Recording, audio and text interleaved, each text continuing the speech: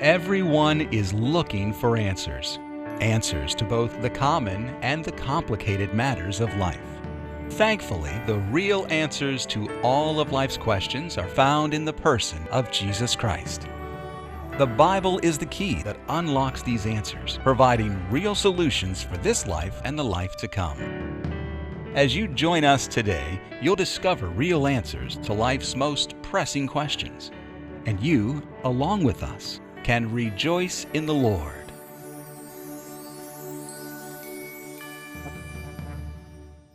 As we look into the Word, we're trying to find what is God's intention regarding the local New Testament church. What's it supposed to look like?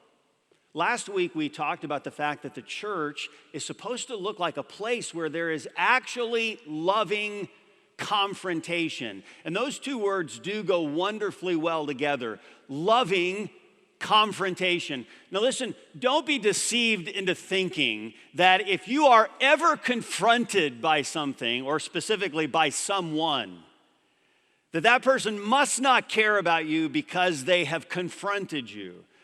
Remember, you can absolutely, 100%, you can accept other people. You can say, listen, I accept you unreservedly. But that does not mean that it is an unblanketed approval of someone. Actions matter. You can accept someone, say, man, I love you, but that doesn't mean I can approve of all that you do. So the church, to be faithful to Jesus Christ, has to come to places where they say, I have to confront sin. It's wrong, and I have to call it what it is. Loving confrontation. But if the only thing that the church did was go around pointing out all the areas of wrong and never work to restore the wrong, it'd be a terrible place. In fact, if the only thing that the church did was just go around pointing out the fact that this is wrong, wrong, wrong, eventually, and quite honestly, there would be, or at least should be, no one left in the church. Who is it, Jesus asked the question, that is without sin? Do you remember the woman that had been brought to Jesus who'd been taken in adultery? And so they cast her down before Jesus, and they said, this woman was caught in adultery in the very act. What would you have us do with her?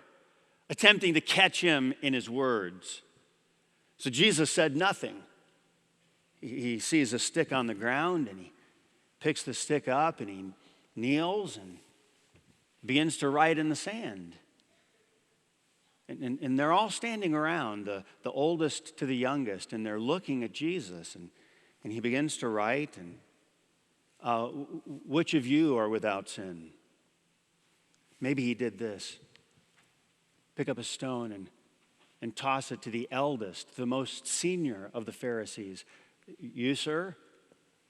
And then he goes back to writing in the sand. We don't know what it was that he took and etched in the dirt, but maybe, I'm just speculating here, but maybe he began to write names that they had wronged. Maybe he began to write sin of which they were involved in. And so he begins to just write, and the eldest sees maybe his name in the sand and takes the rock and tosses it to another and turns and walks away. And that happens again and again and again as Jesus appears to just doodle in the dirt. And finally, when Jesus is aware clearly of what's taken place, he looks up as if to notice there's no one here. Listen, the church, if you and I are going to take the stand that I am he who has no sin, then you and I would be, if we're honest, we would be waiting for Jesus to write in the sand the names of our own sin. Maybe with an arrow that went to us, and we, with great shame and embarrassment, would turn and walk away. Now, this is interesting to me. Jesus doesn't give her now this rubber stamp for sin. Where are your accusers? And maybe with tears just streaming down her face, she said, Lord, they are gone. Then neither do I accuse you, but go and sin no more. Stop doing what you're doing. He doesn't say, okay, well, I guess you're just part of the sin club then. It was on Jesus' part to her, loving confrontation. And it's not that sin's without consequence. Sin always has consequence. Jesus paid for you and for me the ultimate consequence for sin. That is separation, death. It's why Jesus himself had to cry out, my God, why hast thou forsaken me? The Father was rent from the Son. Death at that moment occurred. Separation. Why? Because of my sin. Does sin need to be confronted? Oh, wherever it's found, sin must be exposed. But don't stop there. What does the church need? Loving confrontation, balanced with genuine restoration. Let's see what that looks like this morning. Your Bibles are open right now to Galatians chapter 6. Galatians chapter 6. Now, as you're looking there, think about what we're not supposed to do. The people we're not supposed to be. In fact, listen to this. Acts chapter 15, verse number 10. The Bible says, now therefore, why tempt ye God to put a yoke upon the neck of the disciples, which neither our fathers nor we were able to bear? He said, listen, what are you trying to do? Just keep loading others with greater and greater weights. Matthew 23:4, Jesus said, for they bind heavy burdens and grievous to be borne, and lay them on men's shoulders, but they themselves will not move with them with one of their fingers. He says they continually add to the burden. So as we continue to find ourselves in search of church, let's see what Galatians says regarding what it is that you and I are to do. Galatians chapter 6, let's just start in verse number 1. Galatians 6:1 says, brethren, if a man be overtaken in a fault, ye which are spiritual, restore such an one in the spirit of meekness, considering thyself, lest thou also be tempted. This morning we're going to look at the broken, we'll look at the brethren, and we'll look at the burdens. We're going to begin by looking at the broken. Brethren, if a man be overtaken in a fault. The word overtaken that you see in your Bible there, it's an interesting word, and it actually carries two connotations, both of which I personally believe are intended in this passage. It means two things. The first thing that the word indicates is to be caught in sin. Hey, this is the idea of having your hand in the proverbial cookie jar. Have you ever been caught in sin before? Like, okay, you were just exposed. Maybe you tried to say, no, it wasn't me, but it was you. It's like having your hand in the cookie jar, and mom comes in and says, I told you no cookies, and you say, my hand's not in the cookie jar, okay? It's being caught in sin. Who likes to admit it when you have been? It's a simple question. Someone says, hey, were you involved in this? Your brain begins to spin. There's the idea, if a man be overtaken in, he was caught. Okay, but it's not the only idea. The ongoing definition is to not be caught only in sin, but I think this happens a lot, more often than sometimes we may assume. It is to be caught by sin. To be caught by sin. Okay, sometimes I am caught in sin. I know I did it, and all of a sudden the light came on and I was exposed to the sin from which I was engaged. But sometimes that one who walks about as a roaring lion, seeking whom he may devour, we are then overtaken. We are caught not just in, but we are literally caught by sin. I do believe that there are hundreds in this place this morning who could give testimony to the reality of the fact that at different times you've been caught by sin. It's not that you were looking for it. It's not that you were trying to be sneaky and engage in it. It just caught you unawares. And you were caught by sin. In Hebrews chapter 12, verse number 1, the Bible says this. Wherefore, Seeing we also are compassed about with so great a cloud of witnesses, let us lay aside every weight and the sin, which doth so easily beset us. And let us run with patience the race that is set before us. You know, the word beset is an interesting word. It's really a military term, and the idea is, wow, the enemy has strategically placed themselves around me. Now, Satan's a strategist. I'm convinced of that. Satan has a plan. We oftentimes talk about this. We say, well, you need to know and do the will of God. Amen. But let me just say, without any reservation, that as clearly as God has a will for your life, so also does Satan have a will for your life. And he's a strategist. So he's going to say, how can I get this person to fall? And he begins to surround us, literally, with all of these things with the intention of making us fall. Has it ever seemed really easy to you to succumb to sin? Well, why is that? At times it's because your enemy, the devil, has just strategically placed opportunity all around you to sin. Well, what does this idea mean? It means, wow, I've been caught by sin. The Apostle Paul, what he's saying here is there are those who have stepped out of the way. That's true, that happens to us all. But there are some who have just been, wow, the enemy strategized and he got you. It means that they are now broken. There's something about their life that is not as it is intended to be. It's not the life that God has designed for you to live. It's not life more abundant. What does all this mean? It means that they have done what all of us have done. They have fallen. Something is now broken in their Christian life. Things like their fellowship with Jesus Christ, their testimony as a Christian, their usefulness for the cause of Christ, their ability to even discern right from wrong correctly. It's broken. That is what it means. What does it not mean, by the way? This is important. What does this not mean? Like, okay, I was caught in sin. I was caught by sin. I'm broken. What does it not mean? It does not mean that person is to be discarded, to be thrown out, to be branded, to be looked down upon.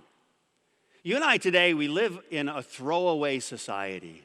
We find that it is far easier to just get something new than repair something that has been broken. God has called the church to repair the broken, not to discard them. So the first thing that we see in this passage are those that have been broken by sin. But let's look a little bit further. Let's look next, not just at the broken, let's look at what the Bible begins this very chapter with, and that is the word brethren. Brethren. Look at it again with me, if you will. Galatians chapter 6, verse number 1. Here again the Bible says, brethren, if a man be overtaken in a fault, ye which are spiritual, restore such an one in the spirit of meekness, considering thyself, lest thou also be tempted. The word brethren is a wonderful word. And by the way, with the word, the Apostle Paul is going to give 3 mandates, 3 words of instruction in this little passage regarding what is it that the brethren are supposed to do. The brethren. I love the word, and it's used all throughout Scripture. And I think it indicates, hey, listen, we are a family.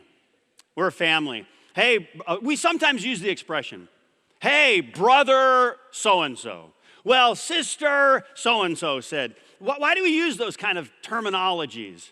We use it because there is a real sense within the church, the body of Christ.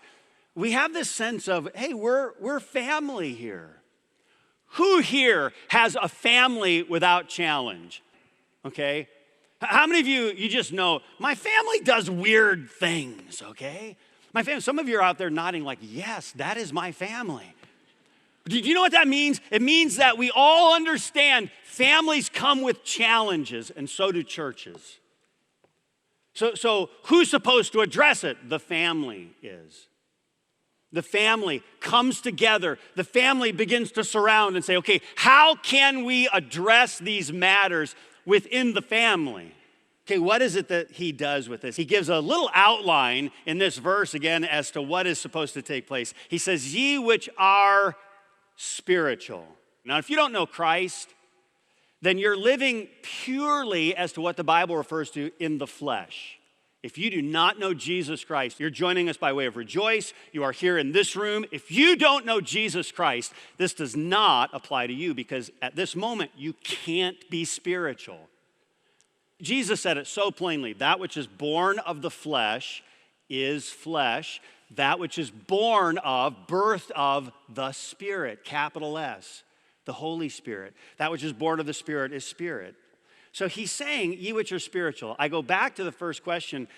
Can anybody in here be, who knows Jesus Christ, spiritual?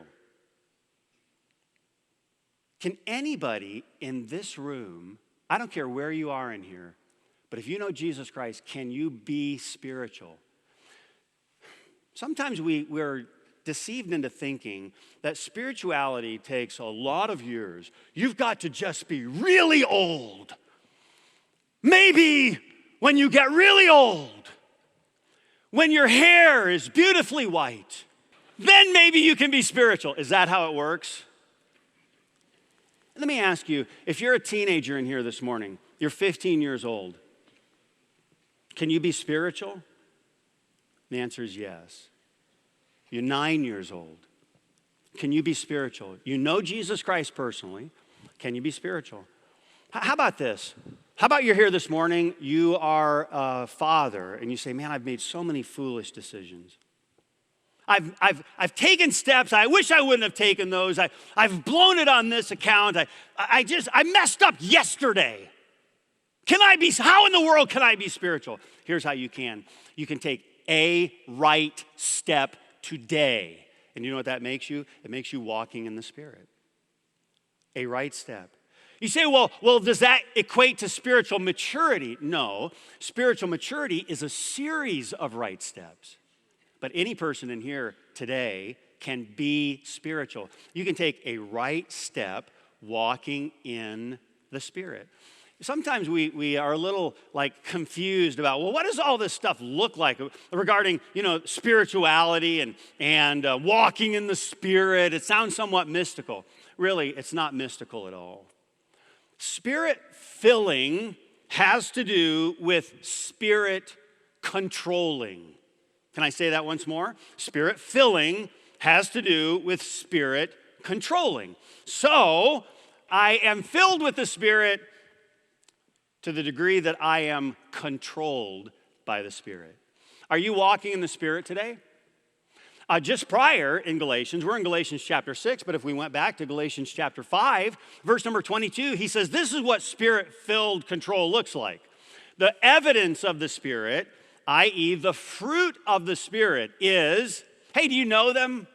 Do you know the fruits of the Spirit? Let's try to say them together, okay? Let's just all say it together. But the fruit of the Spirit is, you ready? Here we go. Love, joy, peace, long-suffering, gentleness, goodness, faith, meekness, temperance. And then the Bible says, against such there's no law. There's no law. Nobody's going to come up and say, you're involved in love, joy, and peace. Okay, nobody's going to do that. There's no law against it. That's the evidence of the Spirit. How do I know if I am spiritual? Well, because you're walking in the evidence, the fruit of the Spirit. Filling has to do with control. Interestingly enough, you're so constructed that you can actually battle with the one who is supposed to fill you, the Holy Spirit. You can actually battle with him. Now, he's gonna plead, he's gonna knock. Behold, he does stand at the door and say, hey, listen to me. But you get to decide. Willful submission. What does that produce? Walking in the Spirit. Ye which are spiritual, in the spirit of meekness. Do you know what he's trying to tell us? He's saying, hey, listen, this is a spiritual battle. This is a spiritual battle. This is not just like, well, you just got to kind of figure it out and maybe construct life in such a way that you kind of, close someone in so that I know that oftentimes we use those as tools, but they are not a replacement for. Say, well, my parents make me do this. Okay, I know. What they're oftentimes trying to do is just say, we're trying to keep you from some lifetime type sin. We're trying to protect. I get all of that. But please know, that's not the answer. Dads and moms, please know, that's not going to provide ultimate, restoration. What the real problem is this is a spiritual battle. So, ye which are spiritual, restore such a one in the spirit of, because the battle is real, it is spiritual. You which are spiritual. Then he says, restore such an one. Restore such an one. The Greeks used this word and they connected it to a physician, a doctor. Do you know what the word means? It makes sense to us. We say, oh yeah, I get that. Restore such an one. It means this, that they would use it with a physician who would take a bone that had been broken. And now that physician is going to have to come in and reset the bone. Let me ask you, do you think that could be painful? Have you ever had a bone set before without the aid of some kind of a pain-reducing medicine? Pretty painful, isn't it? But how needful. How needful for someone to come along and say, I don't mean to hurt. I'm not coming to destroy. But this has to be reset. And I'm here to help do it. Do you know the loving confrontation says the bone's broken and it's going to have to be reset? And sometimes a person's just going to say, no, don't, I don't want it reset. And the one who has come alongside says, no, for your benefit, for your good, this has to be reset. To submit yourself to a painful moment for a healthy future is the decision of the wise. So what does this do? He says, restore such an one. I think this is wonderful as well. The church is made up of so many different parts and pieces, so many different gifts, so many different roles, so many different places to fill. And so the whole body comes together and says, hey, I can help with this. Another member comes and says, I can do this. We've had wonderful events here at Campus Church where the body had the privilege to come together and say, I can serve in this way. Let me do this. Hey, how many of you are the kind of people who you can call it black and white, right, wrong, good, bad? How many of you are that kind of person? You just like to, this is bad, this is good. How many of you, that's kind of you out there? Raise your hand. Okay, a few of you. Okay, how many of you know people like that? How many of you know people? Some of you aren't being honest raising your hand because everybody knows you, okay? How many of you are the kind of people that say, oh, I just want to serve behind the scenes. I don't put me up front. I just want to serve behind the scenes. How many of you are that kind of person? Oh, lots of you. How many of you are the kind of person that says, hey, this is a good idea. Write this down on a napkin. Okay, step number one. How many of you are that kind of person? You just like to, oh, wow. Lots of you guys out there, okay? How many of you are the kind of person that says, okay, what can I do to fix this thing? Let me give something, or I'll provide something. Are you that kind of person? I can help to get it fixed, okay? How many of the person that just wants to go next to him and say, oh, I'm so sorry it happened to you? How many of you just want to go, oh, I'm so sorry? How many of you, that's you? Lots of you too. How many of you say, that's me? I'm all of those people wrapped into one. Okay, you're weird. I just want you to know that. You're an anomaly there. Do you know what the Bible helps us understand? That God has so ordered the members of the body. And he says, I put you all together, and everybody has a job. Everybody has a role. And you know what part of that body, brethren, is? To restore such an one. I want you to be back in right relationship with the body. I don't want this member in particular, I don't want you to suffer, because when you suffer, we all suffer. I want you to be restored. You know, the third thing that he's helping the brethren with is he says in the spirit of meekness. That's, by the way, another evidence. Isn't that interesting? It's another evidence of the fruit of the Spirit. Meekness, an evidence of the Spirit. He says in the spirit of meekness, considering yourself. Considering. Do you know the Greek word there? It's really interesting. It's skopeo. Skopeo. Scope. Like, put it under the microscope. Take a look at yourself. I know, I get this. All of us here today say, well, I guess none of us do the work of restoring because we all are broken people. That's a bad conclusion. Then nobody gets restored. So what does it mean if I put the microscope on myself? What does it mean? It means that my intentions before Almighty God are, Lord, I want this person restored. And Lord, I know I'm not perfect. I know there are broken parts of my life as well, but God, with you as the witness of my heart, I am saying to you, God, I just want to be used of you, a tool in your hand to see the broken restored. And then, the last part of this message is pretty basic. We see the broken, we see the brethren, boy, they've got a job to do. But look at the last part, and that is the burdens. The burdens. Well, what are we talking about with the burdens? Look at the next verse, Galatians 6:2. Galatians 6:2 says, bear ye one another's burdens, and so fulfill the law of Christ.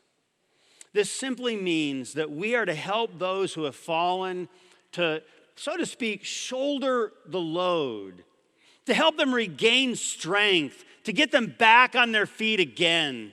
They, in turn, may help another. And by the way, isn't this interesting? You help them up. You say, let me help carry that for a while. I know it's heavy and you need to regain strength. There may be a time when they can actually help carry that burden all by themselves. And interestingly enough, there may be some burdens that you are called to carry all the days of your life, but you'll have the strength to carry it. See, I just wish God would, I feel broken and I wish God would just take away the burden. Maybe he will. I think the Apostle Paul said, Lord, would you remove it? This little thorn, Lord, it is so hard to walk. I'd be so much more free to do the work of the ministry if you would just remove this thorn. God, I can't do what you're asking me to do. And God said to the Apostle Paul, my grace, my strength is sufficient. Did God remove his thorn? Or did he go to the grave with it? Let me tell you, he went to the grave with it, and that's where that thorn stayed. He did take it to his death, but then the thorn was done.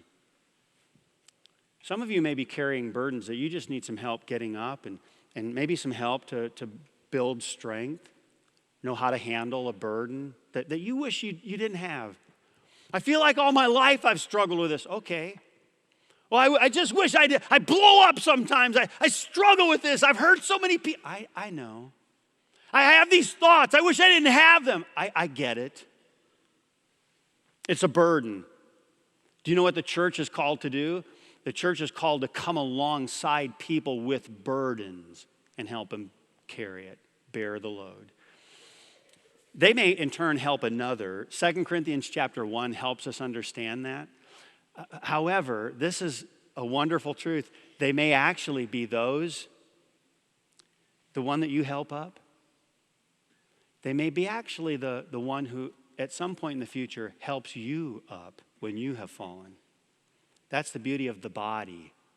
That's how the body comes together and says, I remember the time that you helped me and I see that you've fallen and thank you for helping me. Let me do the same. And one that you helped up actually is the one that now is helping you up. It's the beauty of the body of Christ. It's what church is supposed to look like. Triage is it just means sorting out. It's one of those places where during times of war, they would categorize a soldier who'd been wounded. During what we sometimes refer to as the Great War, triage took place in basically this fashion. They would put soldiers in one of three different locations. The first location that they would put someone in would be hopeless. Nothing that we do can help this soldier. Hopeless. If we give him the medical resources that he needed, which are scarce, he's not going to make it anyway. He's hopeless. There was another category called hopeful. That meant he's probably going to make it regardless of what we do for him. He's going to make it. He's injured, that's true, but he's going to make it. Hopeful. They didn't use a lot of medical resources on the hopeful because, again, they were scarce. There was a third group, and that third group was doubtful. Doubtful. We don't know if he's going to make it, but with proper care, if we can get him to the right station, the right hospital on the field, it's doubtful, but he may actually make it. That was the most important group in triage. Can we help him? It's doubtful, but maybe. There was a nurse working triage. She'd seen it hundreds, if not thousands of times. She'd see some, and they were doubtful. She'd put a color tag on that person, and that person then, as soon as it was possible, they would get resources to that person and then transport them to a place where they could get the proper care. She'd done it herself. She had taken people and said, hope less. She knew what it meant when she put the code, the tag on that person. They didn't know, but she did. There's not a chance that they're going to make it. Hopeful. Well, why, she'd done that scores of times, and she'd do it with some delight because she knew, you're going to be okay, soldier. She heard one of them just somewhat talking under his breath. He'd just whispered a question to her, and she came over. She saw that she had already coded him as hopeless. Hopeless. There's no chance for this guy. She began to answer his question, and he asked again some additional questions. I don't know what he asked. He may have said, am I going to make it? She found out that they were from the same state back home. They talked about some familiarity, some things that both of them shared. She couldn't get him out of her mind, but he was tagged as hopeless. Don't waste resources on him. She couldn't get him out of her mind. She went back in, and against protocol, she switched the tag from hopeless to doubtful.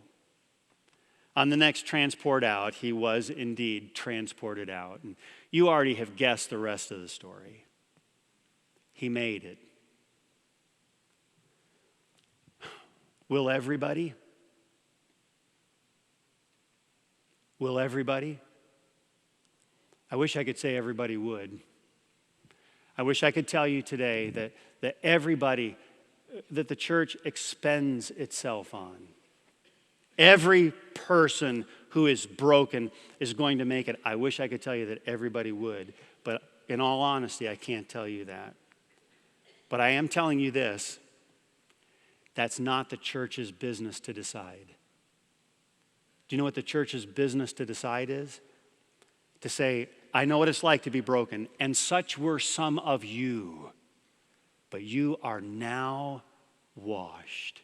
Do you know what the church's business is to do? It's to go to triage and say, hey, soldier, you're going to make it. It's to go to the others and say, hey, honestly, I don't know if you're going to make it or not, but if you don't make it, it's not going to be because of me. By God's grace, you're going to get up and you're going to walk again. Now, in this room, you may be part of the broken. Broken relationships, a broken relationship with God. Maybe you've never come to know him. I'm here to tell you today that there is a healer of the broken whose name is Jesus. And if you'll come to him, He'll provide not just triage, not just saying this is who you are. He'll come as the great physician, the healer of the broken. Perhaps today, it's exactly what you need. You need your tag changed from unbeliever to believer, from non-Christian to child of God. Maybe from wayward to homeward. Maybe from rebel to returned. Maybe from fallen to restored. Maybe from self-righteous to sinner, saved by grace. I don't know what you need your tag changed to, but there is one who is desirous to change it. And he knocks at your door. And he just says, will you come?